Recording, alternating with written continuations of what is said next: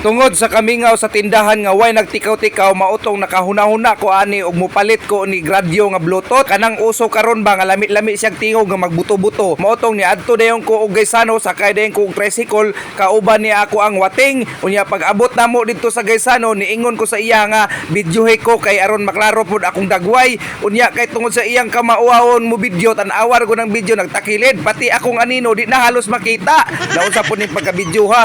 Mautong akong gikuha ang video akong gipulian siya nga giingnan ako siya nga bi ambi na ang video bi kaya ako na lang mag-video na akong kogalingon na lang ug mautong gipangita nako ang area kung asa dapit ang namaligyag speaker kay murag di man ni mao ang akong nagian kay murag katri man ni ang pamaligya diri mautong pagliko nako sa pikas kanto diri nako nakita ang mga speaker nga naka-display ug sa sige na kong paso-paso diha og tuyok-tuyok ug diri ra nako nakita ng speaker nga nindot kuno ni og sounds mao poy ingon sa nagtinda ani nga nindot pug kuno ni mautong gikuhaan niya og charger ug iya gipatestingan kung unsa gyud kuno kanindot. Unya pag testing karon kay nakaangay man pug ko mautong ni akso na kong kuot kay mobayad ko ani. Sus karon kay wala nako nadala ang pitaka nabilin man so lahi na lang ang akong gipalit kadtong medyo baratohon. Kining radyohang kinaraan ang akong napalit na lang hinuon tong uso pa ang dramang birbutin.